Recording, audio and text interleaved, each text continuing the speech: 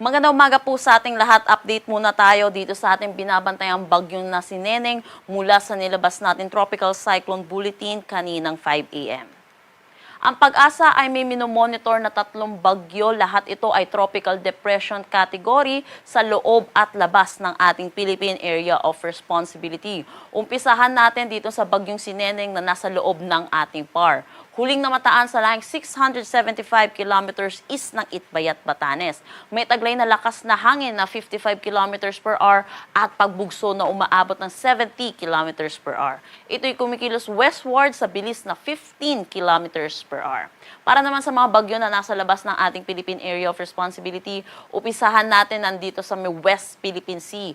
Huling namataan sa lahing 670 kilometers west ng Calayan, Cagayan. Patuloy ito kumikilos palayo ng ating bansa patungo dito sa southern mainland China. Kaya wala itong magiging direktang epekto sa anumang parte ng ating bansa.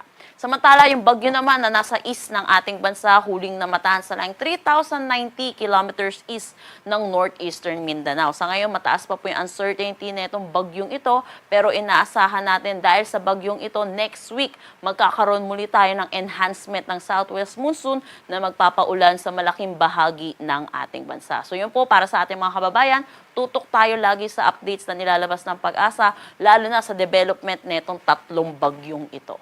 Yung southwest monsoon natin patuloy na umiiral dito sa may Luzon at western section ng Visayas.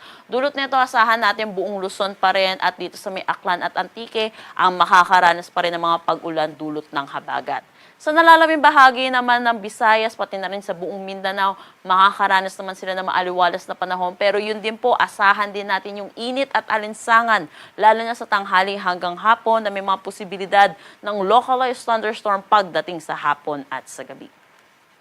Para sa ating forecast track natin sa bagyong si Neneng, nakikita natin wala po itong magiging direktang epekto sa anong parte ng ating bansa at patuloy na kumikilos patungo ng Taiwan kung saan magla-landfall ito by Friday dito. Para naman sa ulan na dala ng habagat, inaasahan pa rin natin malalakas na pag-ulan ang maitatala natin sa may Zambales, Bataan at Occidental Mindoro ngayong araw. Dito naman po sa mga color yellow natin, inaasahan pa rin naman natin yung significant rainfall at pinapaalalahanan po natin yung mga kababayan po natin dahil ilang linggo na rin tayo nakakaranas ng mga pag-ulan kaya mataas na yung chance ng mga pagbaha at mga pagguho ng lupa dahil saturated na ang ating mga kulupan or hindi na po nakakasipsip ng tubig. So iba yung pag-iingat po para sa ating mga kababayan at ugaliin natin makinig sa ating mga local government units hinggil sa mga posibleng paglikas na kailangan nating gawin.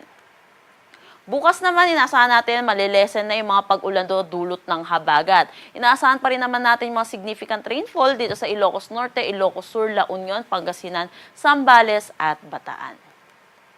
Kaninang 5 a.m. ay naglabas tayo ng heavy rainfall warning at inaasahan po natin yung malalakas na bugso ng pag-ulan. Red warning tayo dito sa may Bataan sa portions ng Zambales, Cavite at Batangas. Orange naman sa portions ng Zambales, Tarlac, Pampanga, Cavite, Batangas at Bulacan.